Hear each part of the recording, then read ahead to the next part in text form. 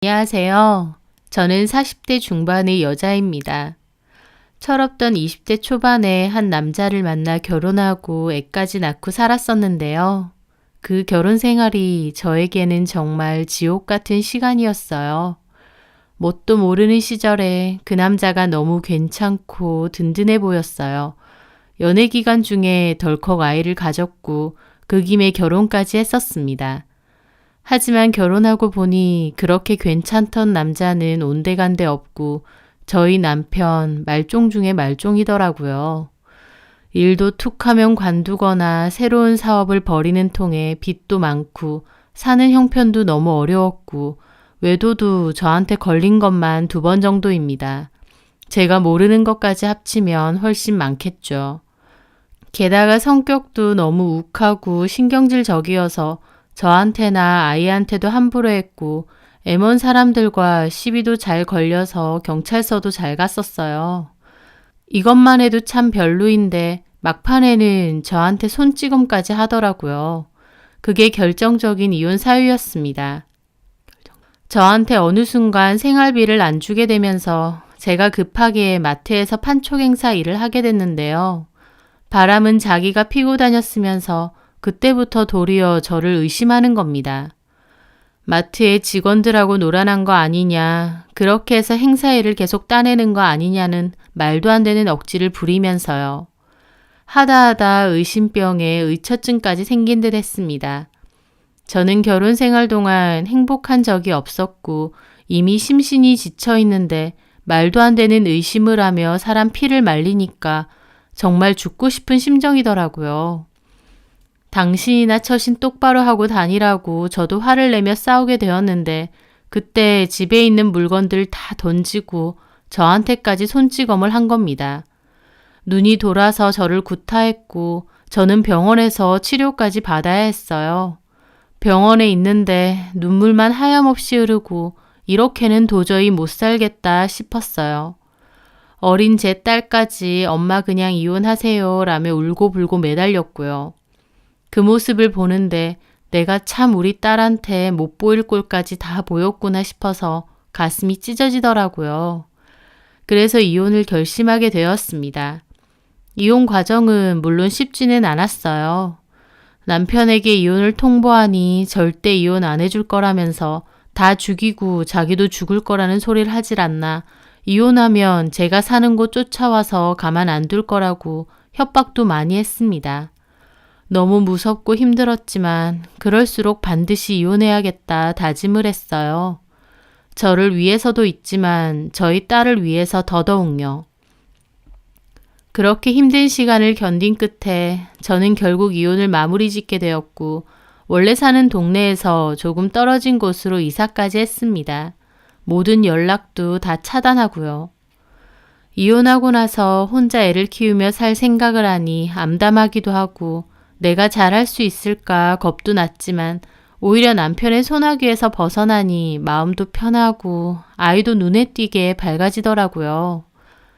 저는 아는 언니의 소개로 정수기 관리하는 매니저 일을 소개받게 되었어요. 월급도 괜찮고 일도 꾸준하게 할 수 있다고 해서 원래 하는 마트 판촉 일은 그만두고 본격적으로 정수기 매니저 일을 시작했죠. 저희 회사 정수기나 정수기 냉장고를 쓰는 분들이 많은데 예약 시간에 맞춰 방문해 정수기 살균 소독이나 필터를 갈아주는 등 정수기 관리를 해주는 일입니다. 제 구역이 정해져 있어서 관리하러 가는 분들은 대부분 안면을 터서 아는 분들이었어요. 저 혼자 열심히 일을 해서 아이를 키우며 그렇게 살았죠. 넉넉지는 않아도 마음만은 훨씬 편하게 살고 있을 때였어요. 고등학교 동창 모임이 있다고 해서 친구가 오랜만에 나오라고 하더라고요. 이혼 전에는 남편 눈치 보이고 저도 사는 게 팍팍해서 안 나갔는데 오랜만에 친구들도 보고 싶고 회포도 풀고 싶어서 저도 나가게 되었습니다. 가까운 몇몇 친구들은 제가 이혼한 과정을 알기 때문에 얼마나 힘들고 고생스럽게 살았는지 잘 알고 있어요. 친한 친구들 몇 명은 제 얘기를 듣고 가슴이 아파서 대신 울어주기도 했고요. 저도 제 이야기에 마음 아파해주고 위로해주는 친구들이 있어서 참 고맙더라고요. 그렇게 오랜만에 모임에 나가서 반가운 얼굴들도 보니 좋더라고요. 제가 오랜만에 온 거라 친구들도 다 너무 반가워했고요. 그중 제 근황을 모르는 한 친구가 어떻게 지내느냐 해서 저는 이혼해서 혼자 애 키우고 있고 잘 살고 있다고 씩씩하게 얘기를 했죠. 친구들도 다 화이팅 하라며 응원해 주더라고요. 그렇게 이런저런 얘기를 하고 있는데 그 친구 지영이가 조금 늦게 도착해서 온 겁니다. 지영이는 줄곧 다른 지역에서 살다가 얼마 전에 다시 동네로 돌아온 거라며 동창 모임 자체를 엄청 오랜만에 왔다고 하더라고요. 제가 결혼했을 초반에 보고 그 후론 못 봤으니 꽤 오래 못 본 것이었죠. 오랜만에 지영이도 보게 돼서 반갑더라고요. 지영이는 고등학교 때는 나름 친했는데 결혼 후로는 저도 바쁘고 지영이도 바빠서 연락이 자연스럽게 끊어졌었거든요. 오랜만에 본 지영이는 머리부터 발끝까지 명품으로 다 치장을 해서 엄청 화려하게 왔더라고요. 제가 알던 지영이가 아닌 것 같았습니다. 예전에 피부과에서 근무한다는 말은 들었는데 그래서인지 얼굴도 더 예뻐지고 잘 가꾸어진 모습이라 좋아 보이더라고요. 지영아, 정말 오랜만이다. 몇 년 만이니? 얼굴 안 본지 거의 10년 다 된 것 같네.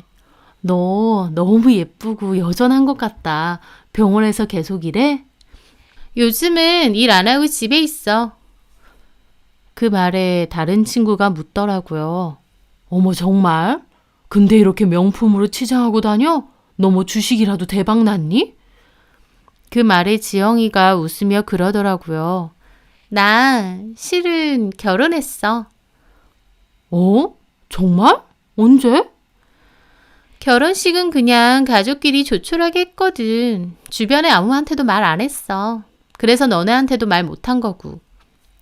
웬일이야? 남자 어떤 사람인데? 의사야. 전에 병원에서도 같이 일했던. 지영이 남편이 의사라고 해서 주변 친구들은 난리가 났죠. 오랜만에 나타난 동창인데 갑자기 결혼을 했다 하고 그 상대도 의사라고 하니까요.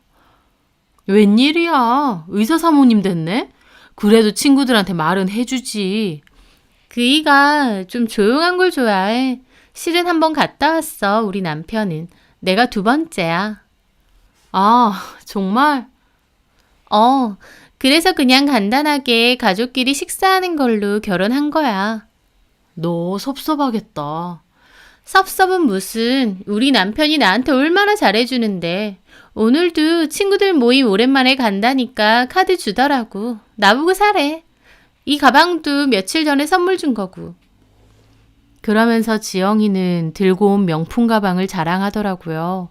딱 봐도 비싸 보이고 좋아 보였습니다. 지영이 얼굴도 너무 행복해 보여서 부럽기도 하고 좋더라고요. 그렇구나. 너무 잘 됐다. 제 말에 지영이가 그러더군요. 미선이 너는 어때? 남편은 잘 있어? 애가 이제 꽤 크겠다. 이제 중학교 올라가. 많이 컸지. 그리고 나 이혼했어. 어머, 정말? 이혼했다고? 지영이는 화들짝 놀라면서 큰 소리로 이혼했느냐 물어보더라고요. 웬일이야. 네가 동창애들 중에 결혼 제일 빨리 했잖아. 애까지 가져서. 맞지? 그랬지. 결국 이혼했구나. 그래. 솔직히 네 남편 내가 말은 안 했지만 속으론 좀 별로였어. 별 볼 일 없어 보였거든. 왜 이혼했는데? 네 남편이 바람 폈지? 이제는 시간이 조금 지나 덤덤히 얘기하게 되었지만 그래도 나름 저에게는 이혼이 심각하고 큰일이었는데 지영이는 무슨 재밌는 화제거리라도 되는 양 너무 가볍고 신나게 물어보더라고요. 그 모습에 조금 기분이 상하긴 했지만 그래도 웃으며 대답했죠. 좋은 남자는 아니었지. 결혼 생활 동안 이런저런 일 많았고 고민 끝에 이혼하게 된 거야. 얼마나 됐는데? 한 1년 넘었지 이제? 애초에 너 너무 성급하게 결혼했어. 나도 그때 네 결혼식 갔지만 남편 진짜 별로였다니까? 봐봐. 결국 너 이혼하잖아. 나는 솔직히 너 이혼할 줄 알았어. 지영이는 눈치가 없는 건지 일부러 그러는 건지 계속 그런 소리를 하더라고요. 저는 표정이 좀 안 좋아졌고 다른 친구가 급하게 화제를 돌렸습니다. 지영아, 너네 남편 얼굴이나 보자. 지영이 얘 결혼 안 하고 혼자 살 줄 알았더니 친구들 아무도 모르게 결혼을 홀랑 해버렸네. 진짜 대박이다. 그래, 우리 남편 보여줄까? 지영이는 신나서 폰에서 남편 사진들을 보여주더라고요. 어때? 잘생겼지? 성격도 좋고 뭐 의사니까 당연한 소리지만 돈도 잘 벌어. 나 이 정도면 결혼 완전 잘한 것 같지 않니? 지영이는 신나서 자랑을 하더라고요. 남편은 지영이보다 나이가 좀 많아 보이긴 했지만 인상이 좋더라고요. 남편 나이가 좀 있어 보이네? 그렇게 안 많아. 나보다 9살 많아. 9살이면 많은 거 아니야? 야, 우리 남편은 아무도 그렇게 안 봐. 관리 잘 돼 있어서 내 또래처럼 보이지. 사진 속 그 남자와 지영이의 행복한 모습들을 보니 저도 좋아 보이더라고요. 그래서 저도 잘 어울린다. 보기 좋아. 저는 좋게 얘기했는데 지영이는 또 그러는 겁니다. 미선아, 너도 이런 괜찮은 남자를 만났어야지. 내가 다 속상하다. 그런 남자랑 결혼해서 벌써 이혼료 꼬리표 달고. 그 말에 저도 약간 기분이 상해서 말했죠. 이혼한 게 뭐 어때서. 안 맞으면 이혼할 수도 있지. 내가 속상해서 그래. 네 인생이 너무 서글퍼서. 그 말을 듣는데 저도 기분이 확 상하더라고요. 저의 전 남편이 정말 별로인 사람인 것과는 무관하게 제 인생이 뭐가 그렇게 서글프다고 저렇게 말하나요? 정작 저는 딸이랑 씩씩하게 잘 살고 있는데요. 내 인생이 뭐가 서글퍼. 나 잘 지내. 너 요새 무슨 일 하는데? 남편도 없이 너 혼자 벌어서 애 키워야 될 거 아냐. 정수기 코디에. 아, 집집마다 가서 정수기 필터 갈아주고 세척해주고 그거? 나도 우리 집에 오는 사람 있는데. 그렇구나. 근데 그거에서 생활은 좀 되니? 나도 너네 정수기로 할까? 그렇게 하면 너한테 돈 좀 들어가는 거 있어? 친구의 동정 어린 잘난 척에 저도 기분이 상했습니다. 제가 기분이 나빠서 아무 말 못하고 가만히 있자 옆에서 따로 얘기 중이던 다른 남자친구가 그러더라고요. 야, 함지영. 너는 오랜만에 모임 온 게 네 잘난 척 하려고 온 거냐? 뭐? 무슨 말을 그렇게 해? 내가 듣자 하니까 미선이 열심히 잘 살고 있고 내가 보기에 멋있고 대단해. 그러니까 잘난 척 좀 작작해. 오히려 그 친구가 지영이에게 확 싸주더라고요. 그렇게 말해주니 고맙기도 하고 속도 좀 시원했습니다. 지영이는 한 소리 듣고 나선 입이 대빨 나오더라고요. 내가 무슨 잘난 척을 해. 그냥 미선이 인생이 안 돼 보여서. 안 돼 보이긴 뭐가 안 돼 보여. 내가 보기엔 좋아 보이기만 하는구만. 자랑 그만하고 술이나 먹어. 그러면서 다른 화제로 돌려서 얘기를 했습니다. 그 바람에 지영이도 더 이상은 말을 못하게 되었고요. 저는 분위기 이상해질까봐 그냥 웃으면서 다시 얘기도 나누곤 했지만 한켠으로 마음이 참 서글프고 씁쓸하더라고요. 나름 큰 용기를 내서 이혼했고 씩씩하게 잘 살아간다고 생각했는데 오랜만에 만난 친구에게 동정 가득한 조롱을 들으니 그 기분은 정말 말도 못했습니다. 나중에 다른 친구가 연락이 와서 기분 많이 상했느냐며 지영이 걔는 나이 들어서 왜 그렇게 푼수짓을 하는지 모르겠다고 위로해줄 정도였어요. 저는 괜찮다고 했죠. 하지만 그 일은 알게 모르게 저한테 상처가 되었습니다. 결국 남들 눈에는 내가 철없을 때 결혼한 남자랑 이혼하고 아등바등 혼자 애 키우며 사는 실패한 인생처럼 보이나 싶기도 했거든요. 그렇게 시간이 흘러 제가 담당하는 구역에 새로운 고객이 생겨서 연락처를 받게 되었습니다. 그곳은 60평대 아파트라 잘 사는 사람들이 많은 곳이었어요. 저는 예약 날짜를 잡고 날짜에 맞춰 방문을 하게 되었죠. 집이 딱 봐도 고급스럽고 정말 좋더라고요. 안녕하세요. 정수기 관리하러 왔습니다. 안녕하세요. 어서 들어오세요. 사모님은 주방 쪽으로 저를 안내해 주더라고요. 딱 봐도 우아해 보이고 나긋나긋한 중년의 여자분이셨어요. 오늘은 필터 교환할 건 없고 고압 살균 세척이랑 염소 제거 해드릴게요. 네, 잘 부탁드려요. 그렇게 저는 필터 세척을 하면서 무심코 고개를 돌리게 되었어요. 그 집에는 벽면에도 그렇고 가족 사진들이 참 많더라고요. 가족 사진 분위기도 좋고 참 화목해 보인다 생각했을 무렵이었습니다. 뭔가 이상하더라고요. 저는 고개를 돌려 벽면에 크게 걸린 가족 사진을 가만히 보게 되었죠.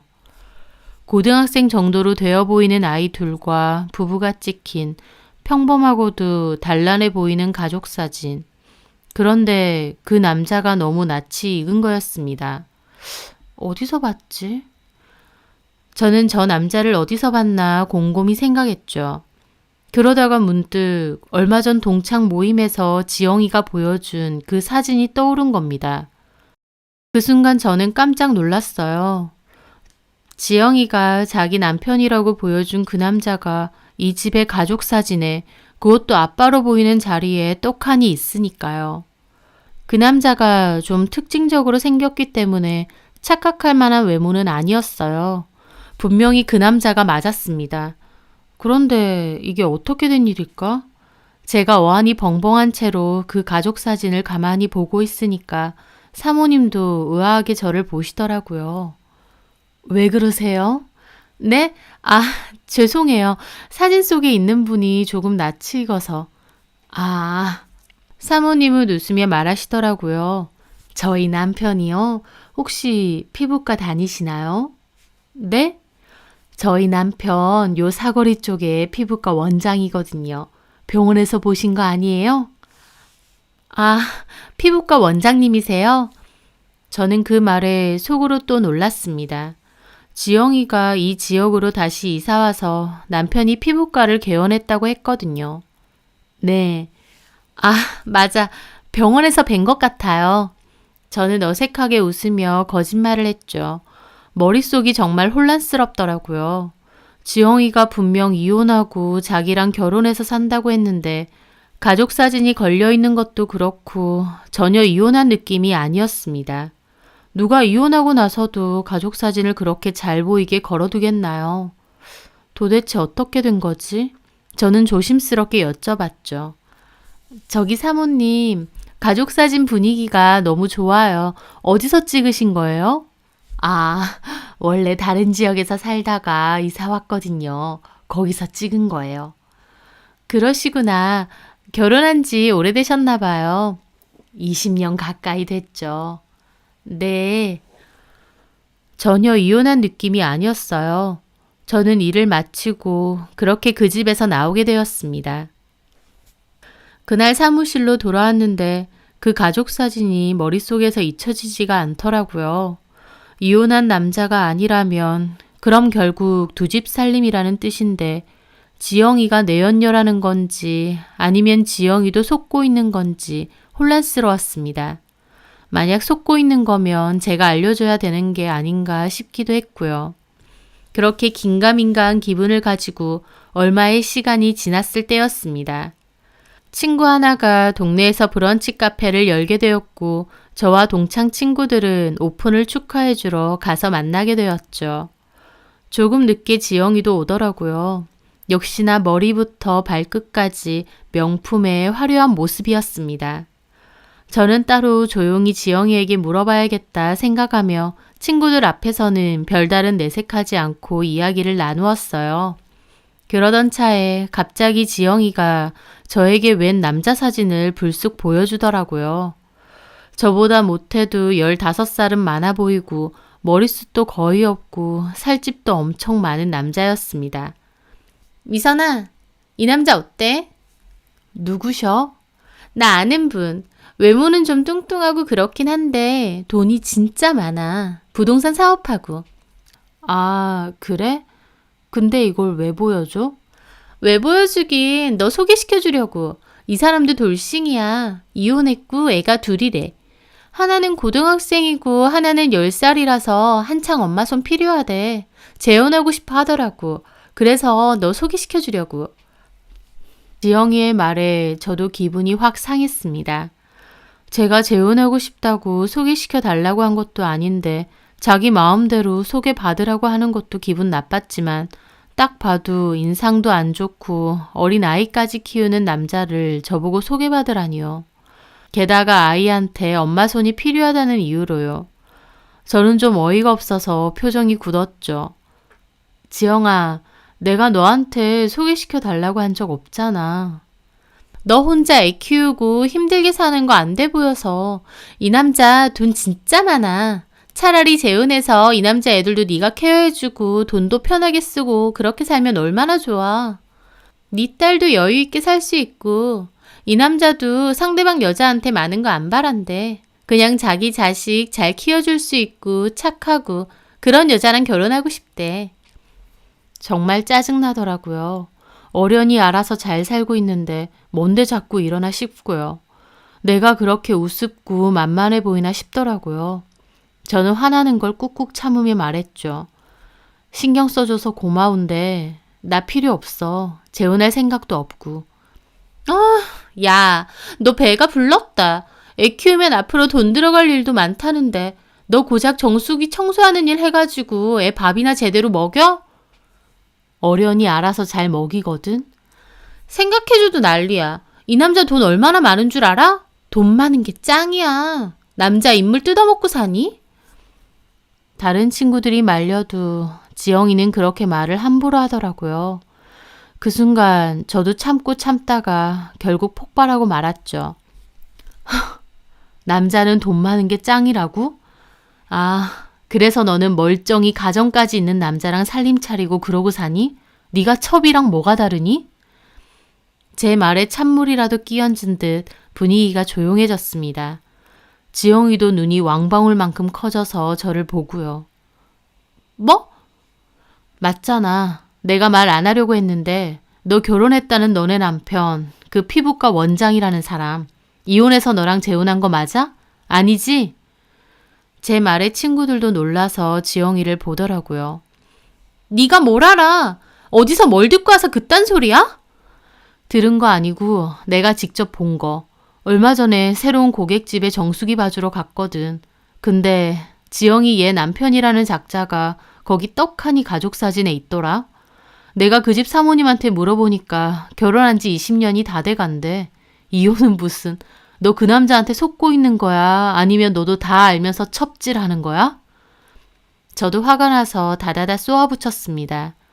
예민한 문제다 보니 저도 처음에는 지영이에게만 따로 넌지시 물어볼 생각이었어요. 하지만 자꾸 저를 긁어대는 통에 저도 폭발한 거죠. 제 말에 지영이는 얼굴 시뻘개지더니 어버버 하더라고요. 너 아무리 그래도 그렇지 어떻게 친구들 다 있는 자리에서. 뭐가? 내가 못할 말 했어? 너 도대체 뭐야? 그 사모님은 정말 아무것도 모르는 것 같던데? 너 정말 결혼한 거 맞아? 혹시 그 남자한테 결혼 빙자로 속고 있는 거면 정신 차리라고. 야, 그만해!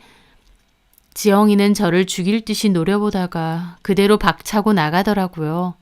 친구들 다 놀라서 저한테 물어보고요. 그게 무슨 소리야? 진짜야? 대박이네! 저도 한숨이 절로 나왔습니다. 지영이의 반응을 보니 속고 있는 건 아니고 다 알면서도 첩질하는 게 분명했어요. 그렇게 며칠 후 지영이에게 전화가 왔습니다. 화가 나서 저한테 명예훼손으로 고소를 하겠다느니 어쩌느니 소리까지 하더라고요. 무슨 명예훼손? 사생활 아냐. 근데 네가 뭔데 친구들 앞에서 그걸 까발리냐고. 네가 뭔데? 까발리다니. 네가 먼저 결혼했다며. 근데 네가 결혼했다는 그 남자가 떡하니 다른 집 가족 사진에 있으니까 궁금해서 물어본 거잖아. 너 진짜 못됐다. 너 이혼하고 구질구질하게 산다고 나까지 그렇게 개망신 줘야겠어? 개망신인 줄은 아니? 첩질하는 게 개망신인 거야. 어따 대고 첩이래? 첩 아냐? 그러면 그 집 사모님한테도 얘기해도 돼? 그렇게 당당하고 떳떳하면?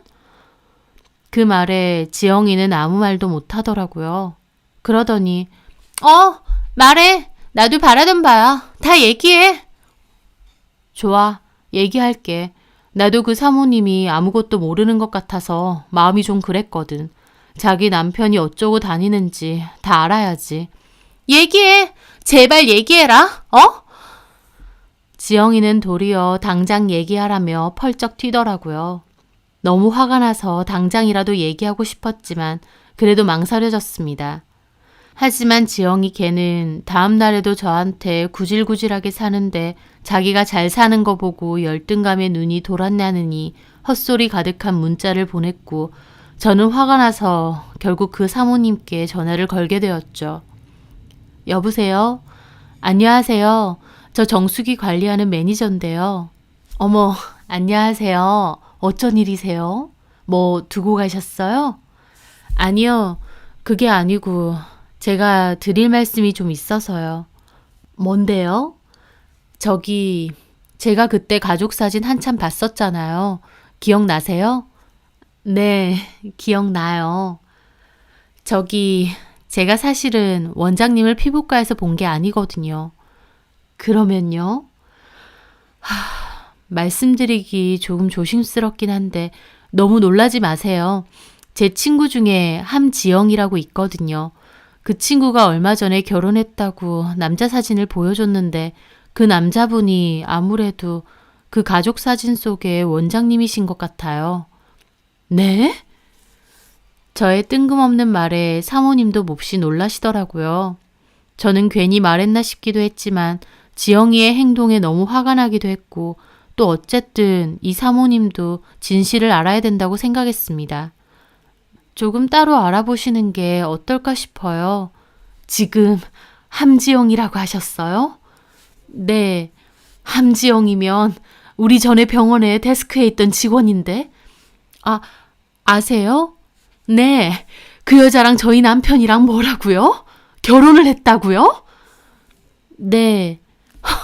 세상에 이런 무슨... 알겠습니다. 일단 끊을게요.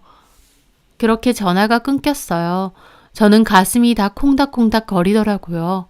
홧김에 말하긴 했지만 이래도 되나 싶고 훅폭풍이 두렵긴 했습니다. 친구가 분명 잘못한 건 맞지만 내가 이렇게 이 일에 관여해도 되나 싶기도 했고요. 아니나 다를까 얼마 뒤에 지영이에게서 전화가 왔어요. 전화 받자마자 소리를 지르더라고요. 야, 너 이제 속 시원해? 뭐가? 진짜 그걸 다 얘기하니? 너 미쳤니? 진짜 골 때린다 너. 네가 얘기하라며. 원하는 바라며. 야, 그렇다고 진짜 얘기해? 너 진짜 무서운 애다. 얘기하라고 한 건 너였어. 네가 떳떳하면 겁날 것도 없잖아. 지영이는 한바탕 난리를 치고 전화를 끊었어요. 그 후에 어떻게 된 건가 궁금했는데 다른 친구에게서 이야기를 듣게 되었습니다. 그 사모님은 제 전화로 인해 두 사람의 관계를 다 알게 돼서 지영이 집 찾아가서 한바탕 난리가 났고 와이프가 알게 되니 그 원장도 지영이한테 왜 나대고 다니냐고 도리어 뭐라고 했대요. 그래서 결국 그 원장하고도 헤어지고 지영이가 사는 집이 원장이 얻어준 집이었는데 지영이도 나가게 되었답니다. 그 원장네는 이혼한 애 어쩌네 하고 있다네요. 지영이가 술을 잔뜩 먹고 친구한테 하소연했대요. 제 욕을 엄청 하면서요. 제가 자격지심에 눈 돌아서 자기 인생까지 망쳤다고 하면서요. 들어주는 친구도 오히려 지영이가 너무 한심해서 저한테 얘기를 다 해주더라고요. 저는 괜히 내가 이야기했나 싶다고 했는데 친구는 아니라며 오히려 속 시원하다며 지영이 걔가 오죽 긁어댔냐고 잘했다고 하더라고요. 솔직히 지영이 걔가 첩질한 거 맞고 그 집 사모님도 언젠가는 알 일 아니었느냐 하면서요. 지영이 걔도 남편 잘 만났다고 자랑이 되더니 결국 진짜 남편도 아니었지 않느냐고 어이없다고 하더라고요. 지영이는 그 후 동창 모임에 다시 안 나오게 되었고 다른 곳으로 이사 갔다는 이야기는 얼핏 듣게 되었죠. 솔직히 본인이 자초했다는 생각도 듭니다. 누가 가정 있는 남자랑 그렇게 살림 차리고 결혼했다면서 주변인들에게 알리라고 했나요? 본인이 다 자초해놓고 또 거들먹거리면서 잘난 척까지 다 해놓고 이제 와서 제 탓하는 것도 웃기더라고요. 그런데 그 후에 저한테는 뜻밖의 연락이 왔어요. 동창인 남자친구였는데요. 그때 지영이가 저 무시할 때 옆에서 그만하라며 일축해줬던 그 친구입니다. 그 친구는 아직 결혼 안 했고 고등학교 때도 저 많이 짝사랑했었다고 하더라고요. 그냥 편하고 친하게 잘 지내고 싶다고 했고 저도 편한 친구로 잘 지냈어요. 그러다가 시간이 지나 사귀게 되었습니다. 워낙 착하고 성실한 친구여서 잘 지냈고 저희 딸하고도 몇 번 봤어요. 그렇게 만나오다가 재혼 이야기까지 나오게 됐는데 저는 아무래도 딸이 걸렸죠. 하지만 저희 딸도 응원해 주더라고요. 아저씨 좋은 사람 같다면서요. 그렇게 오랜 고민 끝에 저는 다시 재혼을 하게 되었고 지금은 행복하게 잘 지내고 있습니다. 남편이기 전에 또 좋은 아빠로서 저희 딸한테도 신경을 많이 쓰고 노력하더라고요. 저에게뿐만 아니라 딸에게도 좋은 아빠 노릇을 해주는 것 같아서 참 고맙기도 하고 뒤늦게 좋은 인연을 만난 것 같기도 하고 그렇습니다. 시간이 지나면서 저희 딸도 스스럼 없이 아빠라고 잘 부르면서 편하고 단란하게 잘 지내고 있어요. 힘든 일로 이혼하고 홀로서기 열심히 하는 친구에게 막말하며 잘난 척했던 그 친구. 하지만 결국 첩질하던 그 친구는 그 남자와 깨졌고 저는 새로운 가정을 잘 꾸려서 행복하게 잘 살고 있으니 오히려 상황이 바뀌게 된 셈인 것 같아요. 인생 정말 한 치 앞도 알 수 없다고 누가 어떻게 될지는 아무도 모르는 것 같습니다. 그렇기에 내가 당장 좋다고 남한테 잘난 척 하지도 말고 내가 당장 힘들다고 무조건 절망하거나 기죽어 있을 필요도 없을 것 같아요. 그저 하루하루 주어진 생활에 최선을 다하고 살다 보면 다시 좋아지기도 하니까요. 저는 지금의 행복이 너무 좋아서 앞으로도 늘 감사한 마음 가지면서 가족들에게 잘하고 잘 지내고 싶습니다. 한 번의 실패가 있었지만 그만큼 지금의 행복에 대해 더 감사한 마음을 가질 수 있게 되어서 좋은 것 같아요. 제 사연 들으시는 분들도 좋은 일 가득하시길 바라며 이만 사연 줄이도록 하겠습니다.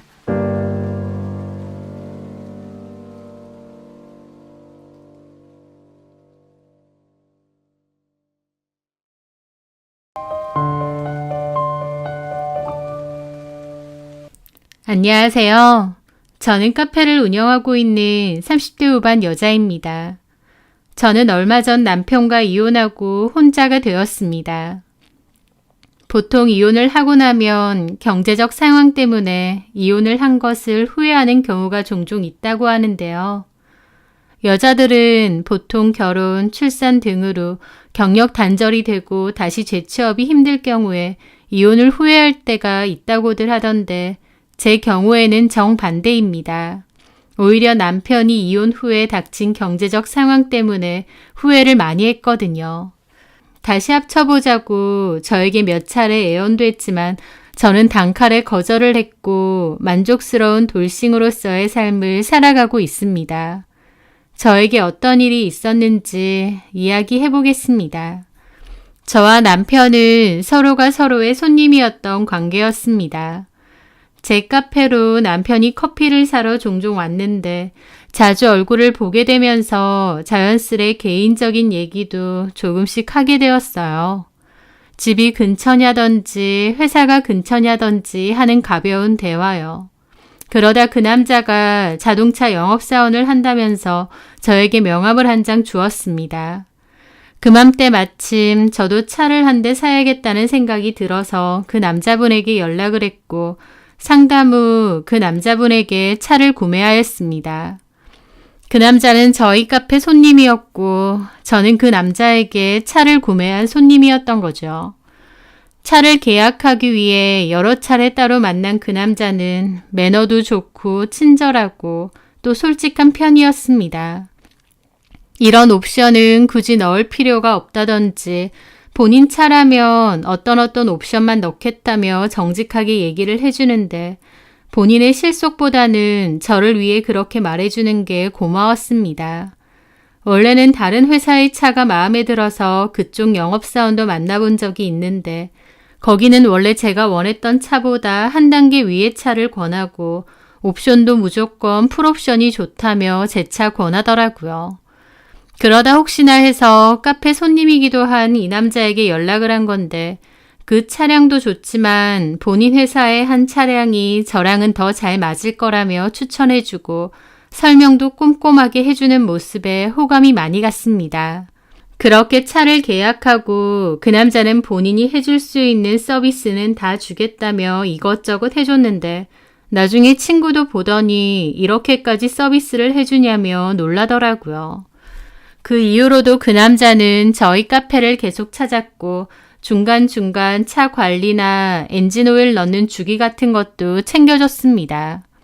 솔직히 여자들은 차를 관리하는 건 잘 모르잖아요. 저도 그런 거에는 관심이 별로 없었는데 그 남자가 따로 신경을 많이 써주니 편하고 고맙더라고요. 엔진오일 갈 때도 본인이 잘 아는 사장님이 있는데 같이 가자고 하더라고요. 엔진오일은 순정보다 합성을 넣어야 되는데 아는 사장님이 가격도 좋게 해주면서 제품도 좋은 걸 쓴다고요. 그렇게 그 남자와 같이 엔진오일을 갈러갔고 엔진오일을 가는 동안 주변 식당에서 밥을 먹었습니다. 세심하고 친절한 남자에게 마음이 있었는데 그 남자 또한 마찬가지였어요. 사실 본인이 저에게 관심이 있어서 다른 고객들보다 훨씬 더 많이 챙기려고 한 거라고요. 그렇게 식사를 하며 서로의 마음을 확인했고 저는 그날 이후로 사귀게 되었습니다. 그 남자는 영업사원답게 말을 참 잘했습니다. 단순하게 언변만 좋은 게 아니라 뭐든지 진실되게 말하는 듯한 느낌을 강하게 풍겼죠. 그래서 말만 들으면 뭐든지 그 남자의 말이 다 맞는 것 같다는 착각이 들 정도였습니다. 연인들끼리 만나다 보면 작은 마찰이나 다툼이 생길 때도 곧잘 있잖아요. 그럴 때도 그 남자의 변명이나 해명을 듣고 있으면 아, 내가 잘못한 거구나, 내가 오해했구나 싶어요. 지나고 나서 객관적으로 생각해보면 그 남자가 잘못한 게 맞았는데도 워낙 언변이 좋으니 그 당시에는 수긍하게 되는 거죠. 하여튼 그 남자는 그런 생각이 들 정도로 말을 잘하는 편이었습니다. 그런 식으로 어떤 일이 있든 더 커지기 전에 잘 무마를 하다 보니 사귀면서도 싸우는 일이 별로 없었고 그 남자와 저는 여느 평범한 연인처럼 알콩달콩 잘 만났습니다. 그렇게 결혼 준비를 하면서 서로의 경제 상황에 대해서도 얘기했는데요. 알고 보니 그 남자는 제 생각보다는 모아둔 돈이 많지는 않았습니다. 일한 지도 꽤 된 데다가 말도 잘하고 영업력도 좋아서 연봉도 꽤 잘 받을 거라고 생각했고 또 나이가 30 중반 정도 되었기 때문에 웬만치 모아놨을 거라고 짐작했거든요. 그런데 4천만 원 정도 모아놨다고 하더라고요. 나이로 쳐도 또 일한 기간으로 쳐도 결코 많다고는 할 수 없었죠. 하지만 그 남자의 말을 들어보면 아버지가 안 계셔서 어머님의 생활비를 본인이 댈 수밖에 없었다고 했습니다. 게다가 여동생 학비도 본인이 냈다고 하고요. 본인은 가족을 챙기다 보니 따로 돈을 모을 수가 없었다고 얘기하는데 그 말을 다 들은 저는 오히려 눈물을 글썽이며 그동안 고생 많았다고 했습니다. 저는 1억 정도 모은 돈이 있었기에 대출 받고 저희 엄마께 도움을 받아 작은 아파트를 전세로 얻을 수 있었습니다. 남친이 모은 돈으로 혼수를 했죠. 남친이 그나마 들고 있던 돈 4천만 원 중 2천만 원은 혼수를 하고 나머지 2천은 어머님께 드려야 된다고 하더군요. 한마디로 남친은 결혼을 위해 2천만 원을 해온 것이었죠. 하지만 저는 그것 또한 알겠다고 했습니다. 왜냐면 그동안 시댁에 생활비를 내던 남친이 아무래도 저와 결혼하면 전처럼 생활비를 전부 다 내기 어려울 테니 그걸 어머님께 미리 드리고 오겠다 했거든요. 남편이 들고 오는 돈도 거의 없는 데다 시댁 생활비까지 계속 내드려야 되는 상황임에도 결혼 후 저는 나름 행복하다고, 결혼 잘했다고 생각했습니다. 왜냐면 제가 하는 카페가 장사가 좀 잘 되는 편이어서 아주 넉넉하진 않아도 두 사람 생활하기엔 충분했고요. 또 남편은 다정하고 시어머니도 별 간섭이 없으셔서 아무 문제도 없었거든요. 그리고 저는 제 조건에 이 정도 남편이면 충분하다고 생각했습니다. 사실 저에게는 남편에게 말하지 못한 비밀이 하나 있었거든요. 그 비밀이란 건 제가 미혼모의 자식이라는 것이었습니다. 남편에게는 그냥 아버지가 돌아가셨다고 했지만 사실 저는 미혼모의 자식이에요. 아빠가 돌아가신 건 아니지만 얼굴도 거의 못 보고 살았기에 그냥 저에게는 없는 사람이나 마찬가지였습니다. 그래서 남편에게도 그냥 아버지가 안 계시다고 한 거였습니다. 그 비밀 때문에라도 남편에게 미안한 마음이 있었고 남편은 저에게 과분한 남자라는 생각이 늘 있었던 거죠. 어쨌든 그렇게 결혼을 한 지 2년 정도가 지났을 때였을까요? 원래 신혼생활 1년만 즐기고 아이를 가지자고 했는데 그 이후로 피임을 하지 않았음에도 아이가 잘 생기지 않더라고요.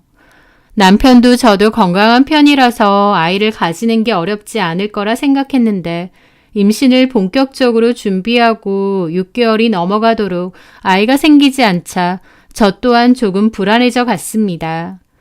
나이가 마냥 어린 것도 아니었고 친구들도 아이를 가질 생각이면 1살이라도 어릴 때 갖는 게 맞다고 하니 저 또한 조바심이 조금씩 생겼습니다. 그렇게 남편에게 검사를 받아보자고 했는데 남편은 좀 더 기다려보자고 얘기하더라고요. 그러면서 청산유수로 아직 우리가 젊고 시간이 없는 것도 아니다. 검사하고 또 시험관 같은 거라면 여자 몸이 많이 힘들고 망가진다던데 제 몸이 힘들어지는 건 싫다. 아이를 가지는 것보다 제 몸이 더 소중하다.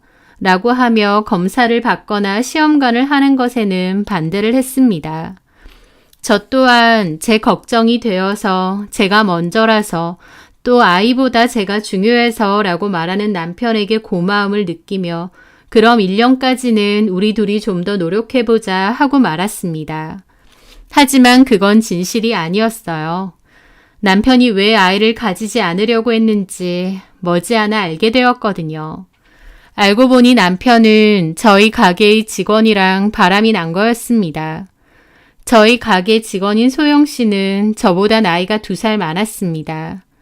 회사를 다니다 그만두고 본인 카페를 차리려는데 경험을 쌓을 겸 일을 해보고 싶다고 했고 그렇게 저희 카페에서 일을 하게 된 사람이었어요. 본인 아버지가 건물주라 돈이 많다고 하면서 아버지 건물 1층에 카페를 차려준다고 하는데 본인은 경험이 없는 상태에서는 아무리 자리가 좋아도 안 될 것 같아서 먼저 일을 해보고 싶다고 하더라고요. 그렇게 저희 카페에서 일을 한 지는 7개월 정도 되었습니다. 일을 하며 저랑도 잘 맞아서 잘 지내고 일도 열심히 하는 편이어서 좋게 생각했는데 그런 소영 씨가 저희 남편과 바람이 날 거라고는 전혀 생각지 못했습니다. 그 외에도 사실을 알게 된 것 또한 우연이었습니다. 그날은 알바생 없이 저 혼자 일을 하고 있었는데 한 여자 손님이 찾아왔습니다. 안녕하세요. 어제 저 여기 왔었는데 제가 여기서 USB를 떨어뜨린 것 같아서요. 혹시 분실물로 있을까요? 제가 꼭 필요한 거라서요. 한 손님이 어제 저희 카페에서 노트북을 사용했는데 본인의 USB를 떨어뜨린 것 같다는 겁니다. 저는 어제 저녁 늦게 마감만 하러 와서 그런 사실을 몰랐고 소영 씨도 분실물이 있다는 얘기를 안 했습니다. 손님들 분실물을 모아놓은 통이 하나 있었는데 거기 안에도 그런 건 없었고요. 그래서 저는 몇 시에 어느 자리에 앉으셨냐 물어봤고 그 여자분은 오후 4시쯤 저쪽 창가 자리에 앉았다고 하더라고요. 그 자리를 비추는 CCTV가 있어서 한번 찾아보겠다고 했습니다. 그렇게 그 여자분의 연락처를 받고 저는 제 폰으로 어제 날짜의 CCTV를 확인해 보았습니다. 직원인 소영 씨에게 전화해서 물어볼까 싶다가 쉬는 날에 연락을 하는 게 좀 미안하기도 하고 따로 어제 저한테 말한 것도 없어서 그냥 제가 알아서 CCTV를 확인해 보자 싶었습니다. 그렇게 확인한 CCTV에서 저는 경악을 할 수밖에 없었습니다. 저는 매장에 3개의 CCTV를 사용하는데 2개는 매장을 비추고 1개는 조리대 쪽을 비추는 카메라가 있습니다. 그렇게 3개의 화면을 동시에 띄워놓고 확인을 하며 보는데 저는 제 눈을 의심할 수밖에 없었습니다. 손님은 컴퓨터로 작업을 하는 모습이 보이고 그 아래 조리대 쪽을 비추는 CCTV에는 직원인 소영 씨와 남편이 같이 있었기 때문입니다. 남편은 제가 없을 때도 가끔 와서 커피를 가져갈 때가 있긴 했습니다. 저 또한 남편이 오면 그냥 먹고 싶은 메뉴 만들어 달라고 해놓기도 했고요. 보통 남편이 오면 카운터 주변에 앉아 있다가 메뉴가 만들어지면 가져가는 편이었는데 그날은 카운터 안쪽 조리대 쪽에 서 있는 거예요. 그러면서 소영 씨와 이런저런 얘기를 하는데 소영 씨가 막 웃으면서 남편 팔을 치면서 웃더라고요. 제 남편이 소영 씨랑 저렇게 친했었나 싶은 생각이 들었습니다. 보통 와도 인사 정도만 하는 사이였고 따로 대화를 하는 건 보지 못했거든요. 그래서 2 사람이 친할 거라고는 상상도 못했는데 화면 속 2 사람은 굉장히 가까워 보였습니다. 그러다 저는 그 장면까지 보았습니다. 소영 씨가 팔을 툭툭 치면서 웃다 냉장고 쪽으로 몸을 돌리는데 남편이 소영 씨의 엉덩이를 툭툭 치는 거예요. 저는 그 장면에 너무 놀라 내가 뭘 본 거지 하며 몇 초간은 일시정지로 있었습니다. 그러다 내가 잘못 봤나 싶어서 그 화면만 크게 해서 다시 살펴봤어요. 그런데 그 장면에 확실하게 찍혀 있었습니다. 남편이 소영 씨의 엉덩이를 치는 모습을요. 이게 무슨 상황인가 어안이 벙벙하고 멍했습니다. 정말 전혀 예상을 해본 적도 없는 일이었기에 너무 황당했어요. 솔직히 외모에 대해서 말하긴 좀 그렇지만 소영 씨는 키도 작고 몸도 퉁퉁한 편이었습니다. 전에 소영 씨가 말하길 본인 키가 153인데 몸무게가 73이라며 키가 173이고 몸무게가 53이면 얼마나 좋을까 하면서 말한 적이 있거든요. 얼굴도 그냥 평범한 편이었고요. 저는 키 165에 53kg 정도로 날씬한 편이고 관리도 열심히 합니다. 엄청 미인은 아니지만 어딜 가도 이쁘다는 소리 들으면서 살았고 저희 엄마가 무척 미인이신데 엄마를 많이 닮았다는 얘기도 많이 듣고 자랐어요. 그래서 외적으로는 자신이 있는 편이었는데 남편이 소영 씨와 그런 사이라니. 제가 날씬하고 관리를 잘해서 너무 좋다고 늘 칭찬하던 사람이었는데 남편이 소영 씨와 바람이 났다는 사실이 믿기지도 않고 믿고 싶지도 않았습니다. 물론 얼굴만 보고 몸매만 보고 바람이 나는 건 아니지만 상상도 못했던 일이기에 어떻게 이럴 수가 있나 싶어서 기가 찼습니다. 내가 화면을 보면서도 잘못 본 건가, 각도가 이런 건가 싶은 마음이 들어서 화면을 보고 또 보고 계속 돌려봤지만 확실했습니다.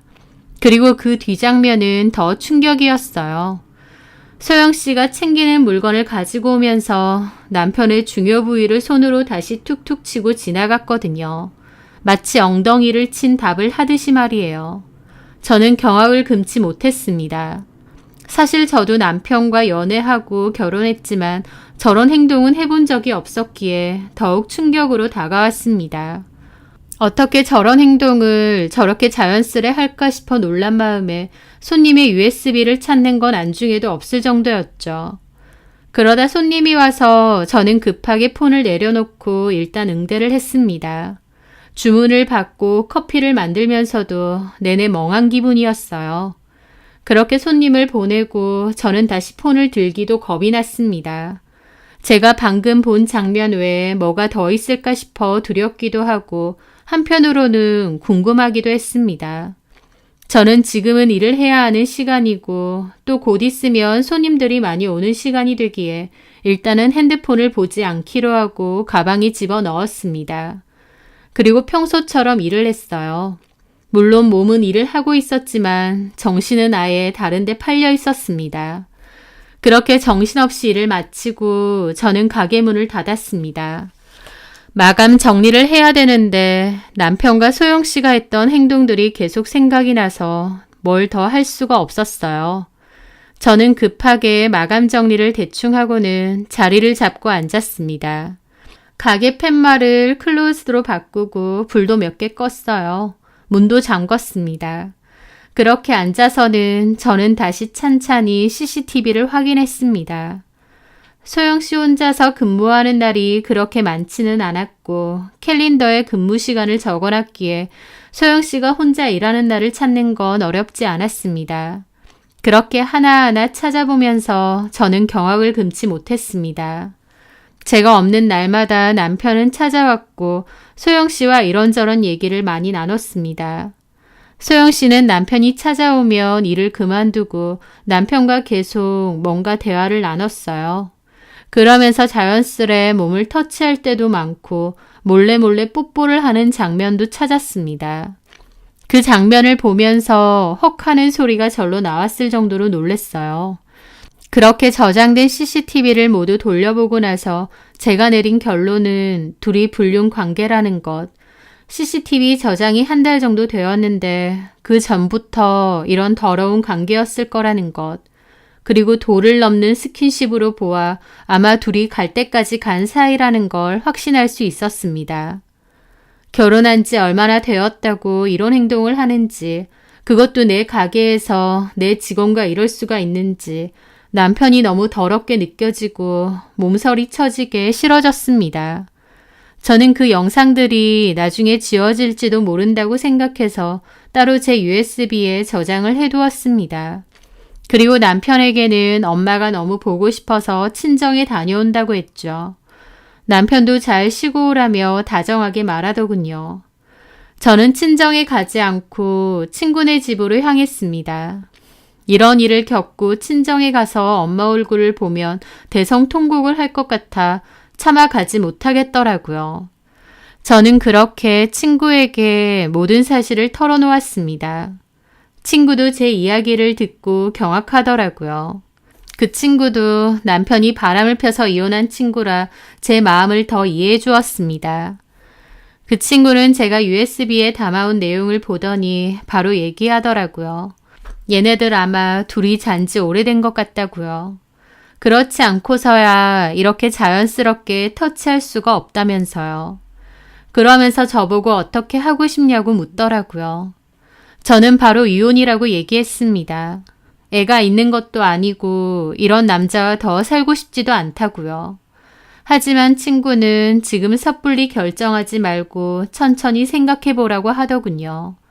본인도 남편이 바람을 펴서 당장에 이혼하자 하고 이혼했지만 솔직히 혼자 지내니 그럭저럭 사는 거지 남편이 있을 때만큼 여유롭게는 살지 못한다.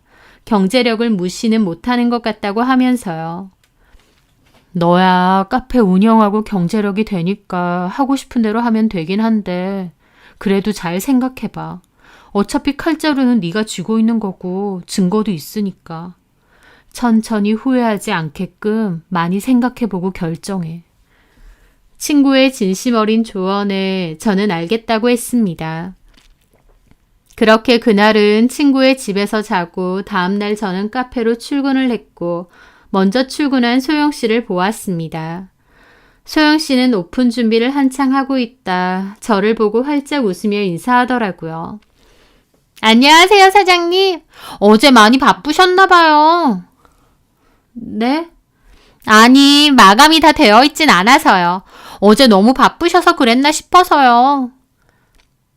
어제 제가 제정신이 아니었기에 마감을 완벽히 하지는 못했는데 그걸 보고 소영 씨가 그렇게 말하는 듯 했습니다. 아, 그러게요. 어제 좀 피곤한 데다 바빴더니. 소영 씨는 웃으며 정리를 하는데 그런 소영 씨를 어떻게 대해야 될지 모르겠더라고요. 그런데 소영 씨가 갑자기 아, 사장님, 제가 깜빡했는데 엊그제 손님이 USB를 놓고 가신 분이 있어서요. 나중에 말씀드려야지 했는데 앞치마 주머니에 넣어두고 깜빡한 거 있죠? 하며 어제 찾아온 손님의 USB를 건네주는데 그제서야 나 어제 그거 찾으려고 했었지 싶었습니다. 저는 안 그래도 어제 손님이 찾으러 왔었는데 내가 우리 직원에게 물어보고 연락 준다고 했다며 어제 CCTV를 본 것에 대해서는 말하지 않았습니다. 그리고 저는 최대한 티내지 않으려 노력했지만 평소와는 다른 모습에 소영 씨는 몸이 안 좋냐며 걱정을 하더라고요. 저는 좀 그런 것 같다며 신경 쓰지 말라고 했습니다. 그 뒤로 집에 들어가 남편과도 마주쳤지만 남편의 얼굴을 볼 때마다 그 장면들이 떠올라서 너무 힘들더군요. 남편이 바람을 피는 것을 알아채도 바람 피는 증거를 찾기 위해 아무렇지 않게 평소처럼 지내는 사람들도 있다는데 정말 어떻게 그렇게 하는 거지 싶을 정도로 포커페이스를 유지하는 것이 저는 너무 힘들었습니다. 그렇게 지내면서 고민을 하던 저는 친정엄마의 연락을 받게 되었습니다. 집으로 좀 오라고 할 얘기가 있으시다고 하면서요. 안 그래도 이 사실을 엄마께 말씀을 드려야 될지 고민했는데 차라리 잘 되었다며 이 기회에 말씀드리자 싶어 친정으로 향했습니다. 그런데 그곳에서 저는 경악할 수밖에 없었어요. 왜냐면 집에는 뜬금없이 저의 아빠가 계셨거든요. 이제까지 살면서 없는 분이나 다름없다 생각하고 살았는데 그 아빠란 사람이 저희 집에 있었던 겁니다. 저희 엄마와 아빠에게도 사연이 있었어요. 저희 아빠와 저희 엄마는 과거 사귀는 사이였는데 연애 도중 제가 생겼다고 했습니다. 하지만 아빠의 본가에서 엄마를 결사 반대하셨고 다른 여자분과의 결혼을 시키셨다고 했습니다. 그렇게 엄마는 저를 낳고 미혼모로 생활을 하셨는데 아빠의 본가도 그렇고 아빠 본인도 사업을 하시는 분이라 여유가 있으셔서 경제적으로는 계속 엄마를 도와주셨다고 해요. 얼굴은 못 보고 살았지만 경제적으로는 계속 도움을 주고 계셨다고 했죠. 하지만 양육비 같은 개념으로 경제적인 도움만 받았지 결코 따로 만나거나 사적인 연락을 주고받은 적은 없었다고 하셨습니다.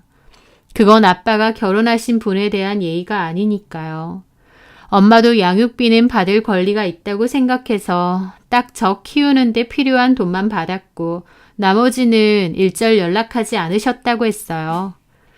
저는 그런 내막을 어릴 때까진 몰랐고 막연히 아빠가 돌아가신 줄 알았습니다. 그러다가 제가 20살 대학생이 되고 나서야 엄마가 모든 진실을 말해주셨어요.